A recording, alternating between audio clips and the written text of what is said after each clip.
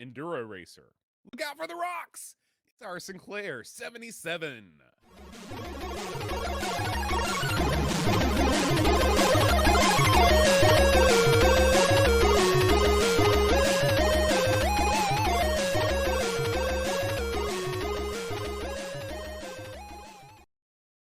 Hi, everybody. Welcome to our Sinclair. I'm John. Yeah, I'm Aaron.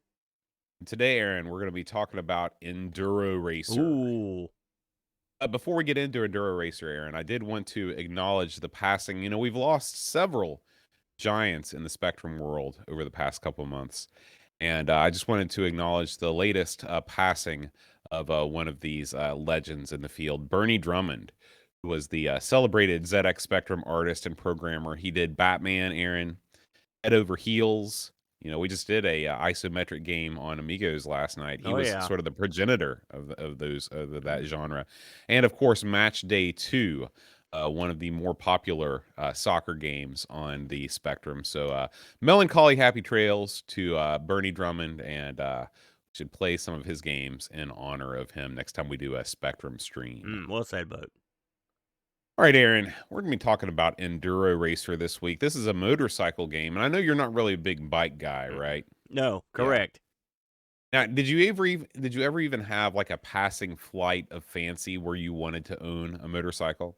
Well, yeah. When I was a young lad, I was really into Evel Knievel, man. You know, I love the Evester. And despite the fact that I saw him wreck a million times on that big Harley of his, I was like, man, it'd be awesome to be Evel Knievel. But I'd never rode a motorcycle at that point, so it seemed just like a cool thing to do. Yeah. And then I was put on one, and I used to get ridden around on it, and then I never wanted to be on a motorcycle. That was the end of that. You were one and done. That's right. I didn't like it. I've been on exactly one motorcycle for about an hour, and I was like, I'm done with that. I'm not my bag. Oh my gosh. You know, an hour-long ride is a long ride on a motorcycle. Well, it was broken up into several chunks of excruciating fright for me, so it didn't do it. Now, when you were on the back, were you riding with a lady? No, I was riding with my uncle, who drove me up and down coal piles in the front yard of my grandfather's house. This is West Virginia, and he had these huge heaping coal piles in front of his house. I mean, stories tall coal piles, and because they would, I don't know why, for whatever reason, they would have these coal piles nearby. I guess since they just mined them and they were waiting to get picked up.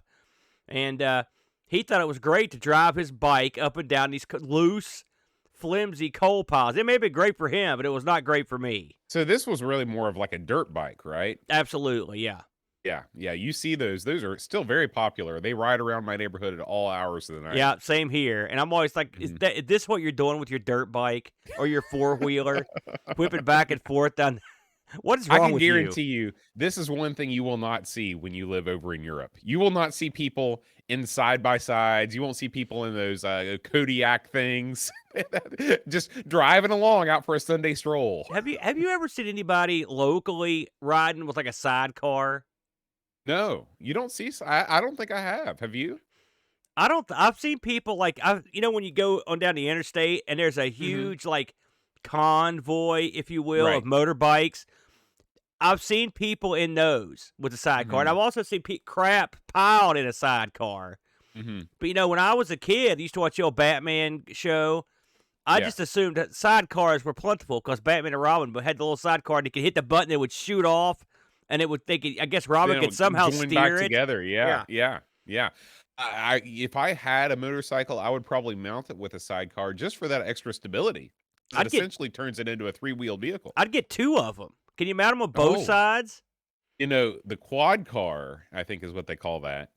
And that is something that needs to be explored because of that. And why would you not have a separate sidecar on the left and the right? That's double your pleasure. Listen, if I was going to get a local a vehicle for local travel, I would get the old Sir Clive Special. You know what I'm talking about? The C5. That's right. Yeah. I want like a jumbo version for a bigger American dude, and then you paint it black. You put a bunch of Harley stickers on it. You drink you drink a Michelob Light while you're driving it around. You have a big stogie. You get one of those hats with the horns on it. You know what I'm saying? You think that would get me over and get out of the biker bar? I was gonna say, what if you pulled into the coal miners' lounge? Right next to that big long row of bikes. I'll tell you one thing: I would not want to take one of those up a coal pile. That would be tough work, buddy. It would. It would. It would. I don't know if it would come back down. No. Well, one great thing about video games is it lets us experience lots of things that we are either too afraid or just physically unable to do. Yeah. And that's the case with this week's game, Enduro Racer, Aaron. Yes, sir. Let's talk about it. So, Enduro Racer, of course, based on the arcade hit boat. Did you ever play this in the arcade? I have. I've played this a couple times. I was surprised to hear you say that, if I'm honest. Yeah. This came out way back in Japan in 80, I believe it was 86 when it came out. This was designed by Yu Suzuki, the big time Sega King Dong of games. Right. And got ports to a bunch of systems. In fact, I was surprised, but I guess this was do you remember this being a fairly popular arcade game? I don't think. No, I don't remember this. I never saw this in arcade. This is only a game that I saw in Maine. Yeah. I've never seen this in real life. It got ports to the Master System, the C64, the Amstrad, the Spectrum, the ST, and strangely enough, the Thompson got a port of this thing. I'd like to try that sometime. Yeah. So it did get a lot of action. What's the model number? Is that the MO5 or is that the Sword MO5? I can't remember, man. There's so many of those crazy, weird computers in my brain. But this game, listen, in America, how'd it do? We don't know. All right. In Japan, this thing did great. Game Machine listed Enduro Racer on their August 15th, 86 issue as the most successful arcade unit of the month, and it remained at the top of the charts through September and October. It was, Really? Yeah, get this. This blew my mind here. It was Japan's second highest grossing arcade game during the latter half of 86, just below Sega's Space Harrier. And it was Japan's sixth highest grossing arcade game of 1986. Sixth in Japan. Pretty good. It's funny. I was just looking online, and I was thinking, well, maybe, we always saw Hang On or Super Hang On in the arcades here. Never saw Enduro Racer, and I was like, well, maybe Enduro Racer sort of came and went, and then it was immediately eclipsed by Hang On. But that's not the case. Even though both these games are made by Sega, Hang On came out first, or I'm sorry, Enduro Racer, Hang On came out first in 85, and then Enduro Racer came out in 86. So I guess they're just two different takes on the motorcycle theme. Hang On being, a street bike type deal, and this, of course, is a dirt bike off-road, packed track simulator. I did see this in the arcade occasionally. I will say that. But Hang On was a much more prominent machine. Now, get this. I was nosing around because I always hear the numbers for Japan, but you don't hear much from outside Japan. Apparently, this was the 8th highest grossing arcade game in 1986 in London. So I don't know where that stat came from, but so I'd like to see the rest of that list. I would too. What was big in 86? Oh, we know two games. That's it. Double Dragon, I bet, is on there. Excuse me, you're probably right. So it didn't take long to give this thing the old heave-ho down the line to the home systems because this got released on the ZX in 87 boat. Published by Activision.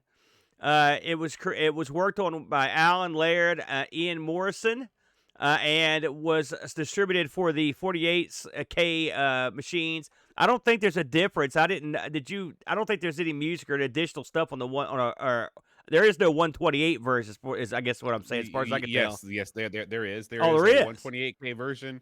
And the 128K version gives you music and sound. So wait a minute. I played the 128 version, and that's the music I got?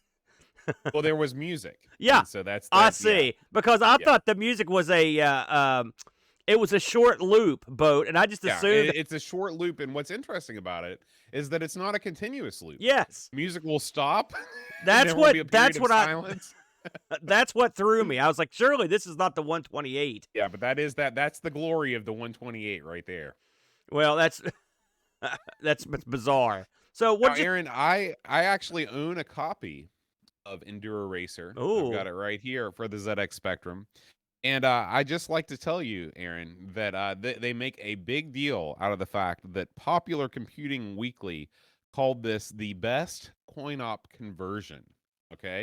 They don't say, it says Sinclair user calls it the most faithful and compelling coin-op conversion.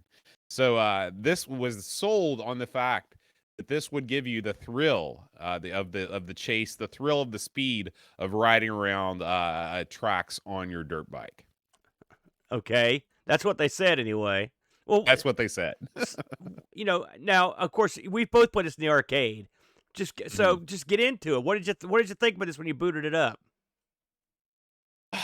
Well, it's that's not a good start when you sigh that long. This game has a lot of things going for it. Okay, we've played quite a few racing games on the ZX Spectrum, and I say this all the time whenever we cover a racing game on any of the systems. The most important thing in a racing game is to give you a good sense of speed. That's really the black mark of the abomination that is Test Drive 2, the Deuce. Oh, take off. It moves so slow that you feel like you're standing still. This game, for whatever it does, whatever its engine is doing, it gives you the illusion that you're moving fast, it accomplishes that by putting lots of stuff around you. Okay, you're never just honking down the highway with nothing on the road. Yeah. You're either seeing approaching other racers, you're seeing objects strewn on the course, the rocks, the logs. I don't know if they're logs. That's the Lotus 2 thing. These are more like barricades of dirt. You've got plants growing on the side of the road. There's always things that can scroll by you, and that's where this game develops its sense of speed, and that's smart. So, first impressions, were positive on this. This is not a ultra colorful game. In fact, I believe it's a bi-color game. You got, of course, black, and then you've got the color of the road and the color of the skyline. But when you're in the heat of the race, that didn't bother me that much. So I guess I would say my initial impressions were positive. How about you? This is your classic Spectrum game where you're right. It's almost reminds me of playing like a LED game or something. You know what I'm saying? It's funny. And they do pull off the speed with a little sleight of hand, you're right. They scoot the stuff past you. You don't start off on the bike fast. You really take a little while before you really get up to speed on the bike. But they do a good job of simulating the speed of the arcade game. I mean, this game and the arcade game have some similarities, but they're kind of the same game. You know what I mean? This is like someone's attempt to simulate the arcade game. I don't think they play necessarily the same to you. No. I mean, this is exactly what the Spectrum does with all of its best ports. They don't try to give you a one-to-one conversion. They have to change some things. They have to dumb some things down, and they just try and capture the spirit of the game more than actually just than trying to do a one-to-one comparison, because obviously the Spectrum couldn't handle that. It's like a Halloween costume in the 70s. They do their best to make you look like Batman. They don't quite pull it off. Now, what you've got here is your Omega Race racer wearing a plastic apron with Chewbacca's head on the front of it. That's right. I will say, I did fairly well at the beginning of this game. I can never get past stage 2 of 5. I don't know how well you did. I could never get past stage 2 either. Okay, so I guess there's that. It's hard. Now, if I was a dedicated bike guy and played this, maybe I'd have better luck. And I came very close to getting to stage 3. I had to end up watching it. The stages changing color to simulate sort of the different area. You've got your forest green, then you've got sort of the desert yellow, then you've got this kind of blue. I don't know what that's supposed to simulate, like ice or something. Is that right? I think so. And it's worth noting that this game does feature sort of a parallax scrolling. Not only do you have objects in the foreground that are scrolling past you, but as you make turns in the track, objects in the background also shift with you, which is a pretty impressive trick on the old Spectrum. It's not a bad effect. I thought they did a pretty good job with it. It also, they make it easy to play right out of the box. It supports all the different control options you look for. Again, if you want to program the keys yourself, I use the Kempston, of course, to do it. It's the game itself, the speed, the actual arcadiness of it's okay. There's a play element where you go into these mounds that across the road, I'm like you. I thought they were logs, and I thought, well, this Lotus, what are they? And it's just like you said, it's almost like a big pile of rock or dirt. Mm-hmm. And it's one of those coal piles in front of yeah, your and so you grandfather's got to house. kind of hit your button or pull back on the joystick. If you do it right, your guy will go over it in a controlled manner. If you do it wrong, your guy goes hiney over tea kettle up in the air, and you've got to fight to keep the bike in line when you land. Right. And it's hilarious because the legs fly akimbo off the bike, and you are essentially holding on to the handlebars. I can't imagine how incredibly frightening that would be in real life, but it looks super cool. One thing we should mention too is that the animation of your biker is very good. I mean, no, okay, maybe that's the wrong word. I wouldn't say the animation is good, but you're drawn. The poses that your biker is drawn into are very dynamic poses. So they could have cheaped out and basically just given you one still shot of your guy just leaning one way or the other. But you'll see he sticks his leg out either left or to the right. Yeah. Whenever he flies up into the air, you immediately can see the different parts of his body and things like that. So I'll say hats off to the designers of the main sprite. Of course, the Spectrum doesn't have sprites, but whatever we call that. That it was really well done. Really well done. This is one of those games, Boat. We get this a lot, that you have to sort of put yourself in the era, all right, and on the machine at the time. Now, this got released in the later 80s. By this time, we'd seen a lot, okay? However, if you had a Spectrum and you liked this game or you were a dirt bike fan, this would probably scratch your itch. Are you going to go back and play this thing today? I mean, if you were nostalgic for it or something, obviously, but I mean, I don't think this would be the version I would go back to fool with. I think it's okay, and at the time, we'll get into this, it was highly touted, this was. And this was a big seller too, Boat. But it's okay. I mean, it does give you the experience of playing a dirt bike. The obstacles in this game are insane. I would love to see a race where there were just huge boulders scattered all over the racetrack, and they were jagged, and big piles of like deadly rock. I mean, this game's tough. That desert level is brutal, and I think that takes away some of the fun. This is where the game falls short, and this is why this game is not. I don't like this game. Okay, when you're designing a racing game, you've got to think to yourself, okay, what do we need to do to differentiate ourselves? And what do we need to do to make it more of a challenge other than just having twists and turns on the track? Okay. So let's add some things. Okay.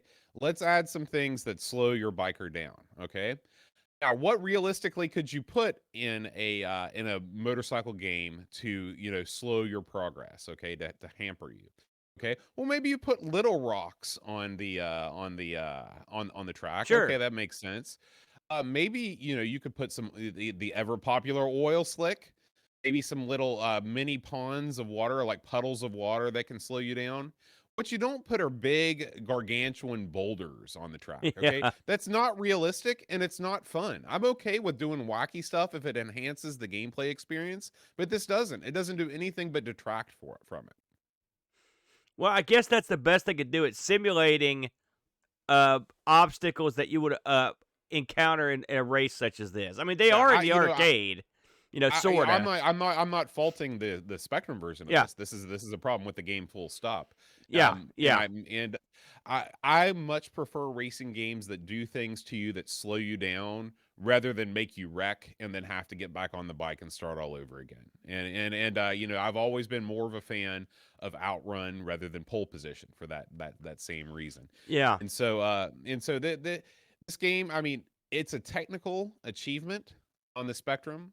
I know it's very well loved. People have really go out when we talk about our high score challenge on this game. People have done incredible things with it, but the frustration factor on my end was just too high for me to really put my heart and soul into getting a high score on this. Just because, well, I tried, but it was horrible because I didn't feel the need to try harder. I guess I'm saying. Yeah, I mean, this one I felt like I knew it pretty well, pretty quick. It's not like the deepest game. It's in some ways, I tell you, it's a lot like Hang On when we play that on the various versions. I mean, you play it, you see what it's got to offer pretty much right away, and then that's it. There's not like anything special waiting. to play it. They're both very similar games, obviously, same guy. And this is I'm kind of with you. Everything you said. It's not the most fun motorcycle game I've ever played. Again, it's a technical tour de force to a certain degree on the ZX, but it's not one I'm going to go back and play. But I will say I'm in the minority though, if I may get into it here, because this game was very favorably reviewed. Boat. Back in the day, Crash gave this a 92. Sinclair usually gave it a 5 out of 5. Your Sinclair gave it a 9 out of 10. Computer Gamer gave it a 96%. CBG gave it a 90%. So it was right around that 90 percentile overall. It also was showered with praise. It won the CB&G Game of the Month, the Crash Smash, the Your Sinclair Mega Game, the ZX the Computing Monster Hit, and the Power Play Best Game of '87. Not too bad. Well, I mean, to be honest with you, I don't know if there's another motorcycle racing game on the spectrum that can touch this. Well, here's the funny thing. It's funny you should mention that. The ZX Spectrum version of Enduro was number 2 on the UK sales charts in August '87. Guess what it was below? BMX Simulator.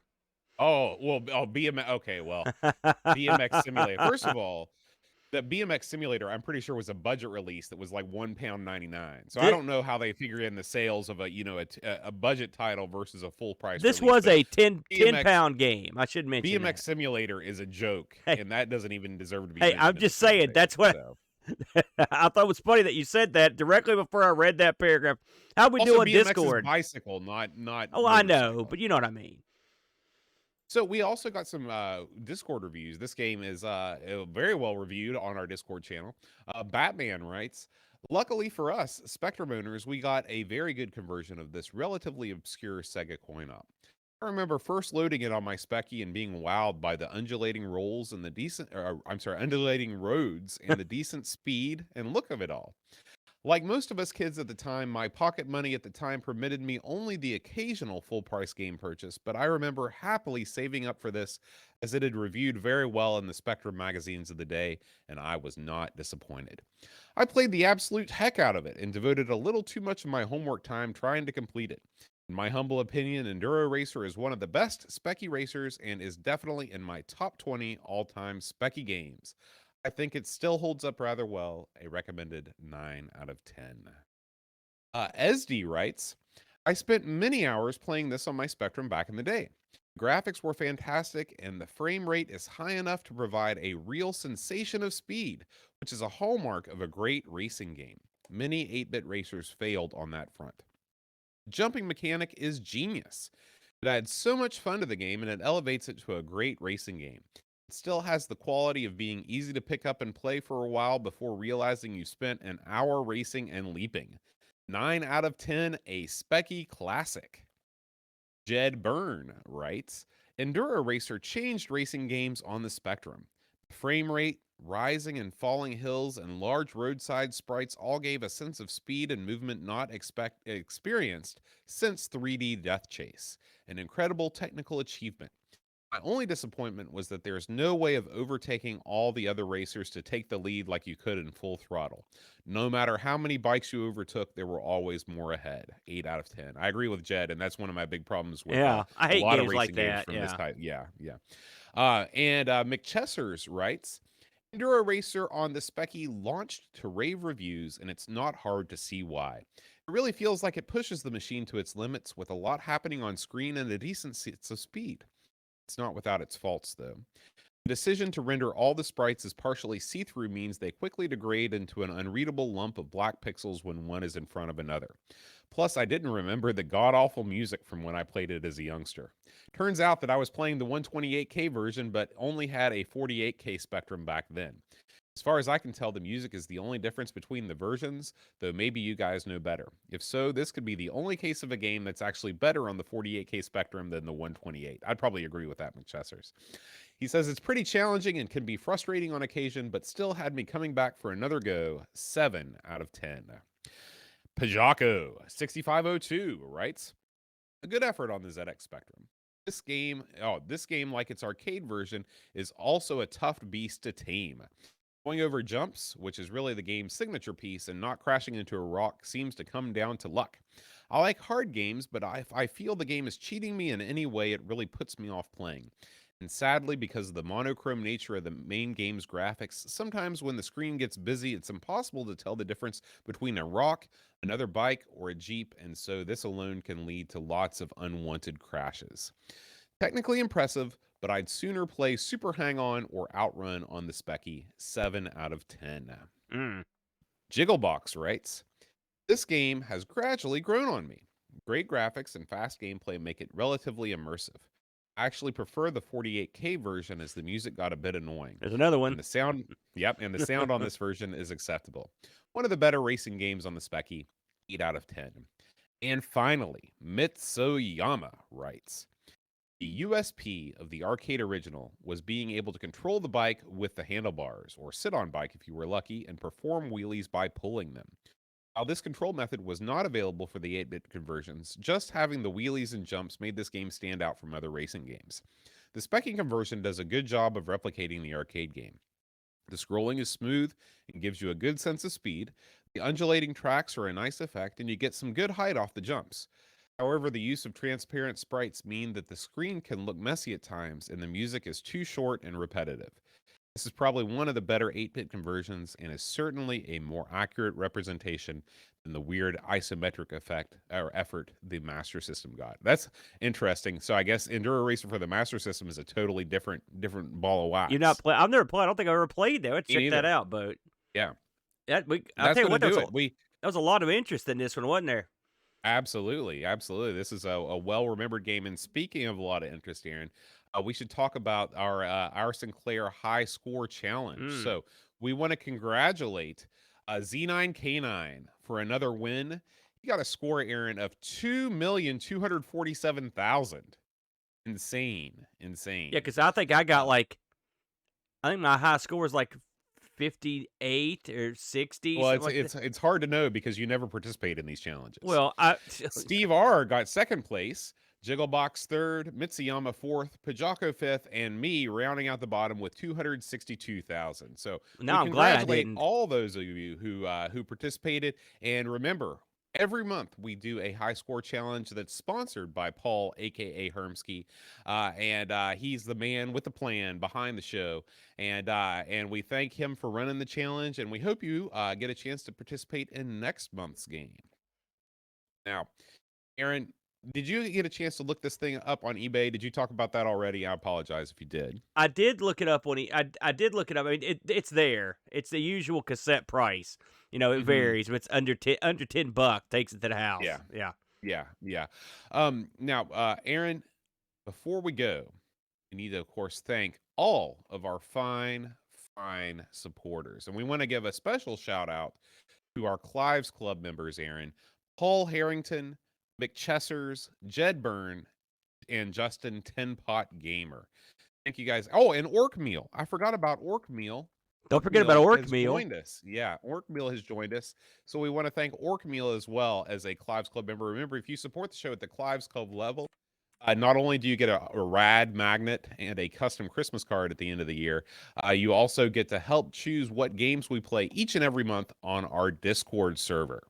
We also want to thank our Spectrum supporters, Aaron. And of course, our Spectrum supporters get access to the Discord. They get a magnet, and they are awesome people. We got Chartel, Shashi Das. There's some crazy names in this list, Aaron. That's a tough one.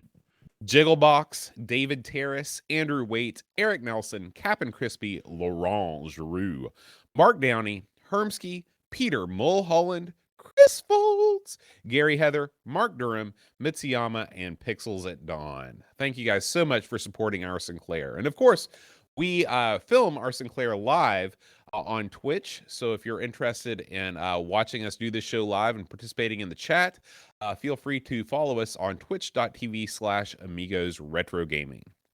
Now, next time, Aaron, we are going to play. Next month is licensed title month, Aaron. Oh man. December's our Sinclair game is going to be a little thing I like to call Frankie Goes to Hollywood. Oh God, no. So relax. Oh, I knew it was coming. You're killing and me. Enjoy this month's coming up game. This was voted, of course, on by Clive's Club and nominated by Paul, a.k.a. Hermsky. And, of course, a special thank you to the boss man, Paul Harrington, for nominating Enduro Racer for this month. So, Aaron, were you a fan of Frankie and the Hollywood Gang back in the day? I liked a couple of their songs, but it's not like I'm an expert. I'm not going to lie. Well, we'll have to become experts by the time next month's show rolls around. All right, guys. Thanks as always for watching our Sinclair. We'll see you next time. And until then, rewind tape and press play.